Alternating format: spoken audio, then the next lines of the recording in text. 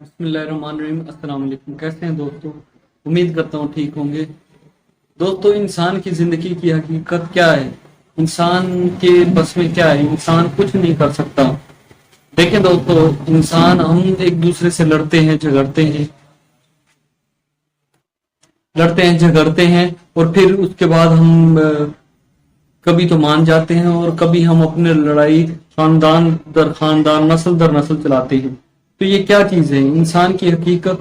تو اللہ تعالیٰ نے قرآن پاک میں بھی بیان کی ہوئی ہے کہ انسان اتنی سی گندگی سے پیدا ہونے والا ہے، ایک تخلیق ہونے والا ہے ایک انسان، اس کی کیا مطلب کہ غرور کرنے کی اس کی حیثیت ہی کیا ہے؟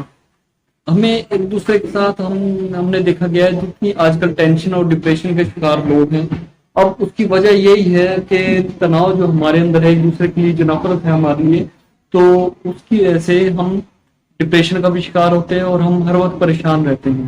ہم پریشانی ہماری دن بدن بڑھتی جا رہی ہے، کیونکہ جب تک ہم کسی کے لیے اچھا نہیں چاہیں گے تو اللہ تعالیٰ ہمارے لیے بھی ہمارے راستے بھی نہیں کھولے گا۔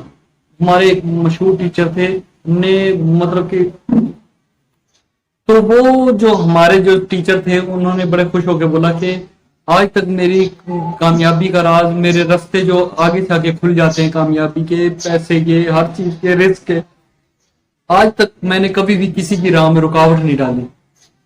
دوستو، لینے کا دینا ہے، لینے کا راز دینے میں ہے۔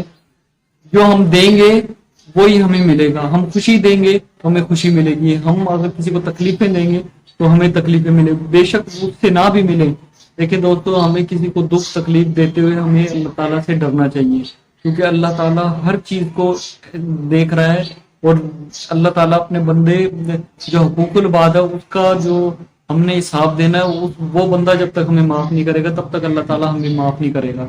اللہ تعالیٰ کی جو نماز اور روزہ ہے اس کا حساب ہمیں اللہ تعالیٰ کو دینا ہے، وہ اللہ تعالیٰ معاف کرے یا نہ کرے۔ لیکن اگر ہم نے کسی کا دل دکھایا، کسی کو تکلیف دی ہے، تو اس کا حساب جب تک وہ بندہ ہمیں قیامت والے دن معاف نہیں کرے گا تو تب تک ہم بری و زماں نہیں ہوں گے۔ تو دوستوں، بابا بلے شاہ نے کتنا خوبصورت شعر کہا تھا کہ کعبہ ڈھا دی، مسجد ڈھا دی، سب کچھ گرا دینا، لیکن کبھی بھی کسی کا دل مت توڑنا، دل مت توڑنا، کیونکہ جو اللہ تعالیٰ کا گھر ہے اور یہ اس کا حساب ہمیں اللہ کو دینا ہے، اور جب ہم کسی کا دل توڑتے ہیں تو اس کا حساب ہمیں بندے کو دینا ہے۔ اللہ تعالیٰ ہماری ساری نماز اور نیکی ساری اس کو دے دے تو ہمارے پلے کیا رہ جائے گا؟ ہم نے یہ سوچ کر اپنی زندگی گزارنی ہے، اور دوسرا، ہم کسی کو تکلیف دے کر آگے بڑھتے ہیں تو کبھی بھی ہم خوش نہیں رہ سکتے۔ اب بہت سی دنیا میں آپ نے ایسے شخص دیکھے ہوں گے جو کہتے ہیں کہ ہمارے پاس دنیا کی ہر نعمت ہے، لیکن پتہ نہیں بے سکونے سے رہتے ہیں۔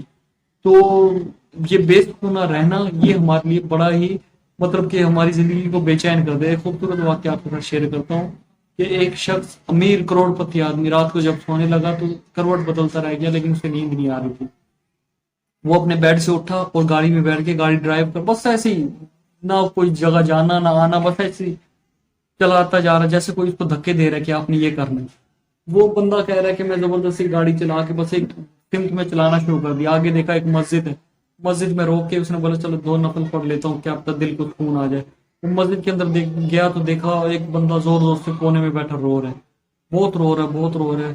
تو اس کے کئی بار بلانے پہ بھی وہ نہیں سن رہا تھا، تو یہ سمجھ گیا کہ یہ جو اللہ تعالیٰ نے مجھے اس بندے کے لیے بھیجا ہے کہ میں اس کی مشکل آسان کروں اور اس کو میں اس کی مدد کروں، جو اس کو تکلیف ہے وہ دور کروں۔ میری جو بے چینی تھی اس کی وجہ یہی تھا۔ تو اس شخص کو وہ ہلا کے جھنجلا کے بولتے کہ کیا مسئلہ؟ وہ کہتا ہے کہ مجھے کسی کا قرض دینا ہے، میں اتنا پریشان ہوں، یہ ہے وہ اپنی سارے مسئلے مسائل بتاتا ہے، اور وہ امیر آدمی اس کی ساری جو پریشانی کا معاملہ ہوتا ہے اس کو مدد کرتا ہے اور وہ حل ہو جاتا ہے۔ پھر وہ شخص جا کے گھر پہ سکون سے سوتا ہے۔ ہم کسی کی مدد کرتے ہیں تو وہ خوش ہو جاتا ہے، اور کسی کے ساتھ ہم برائی کرتے ہیں، کسی کا دل توڑتے ہیں، کسی کو ہم نیچا دکھاتے ہیں تو وہ تکلیف میں آ جاتا ہے۔ اور اگر کوئی کسی کے ساتھ ہم ایسا کریں اور اب وہ اپنا معاملہ اللہ پہ چھوڑ دے تو ہمیں اللہ تعالیٰ کے غضب سے ڈرنا چاہیے۔ قیامت والے دن حساب تو دینا ہی دینا، لیکن دنیا میں بھی ایسے بندے کا اللہ تعالیٰ جو کسی کے لیے رکاوٹیں پیدا کرتا ہے تو سمجھو وہ اپنے ہی آگے رکاوٹیں پیدا کرتا ہے۔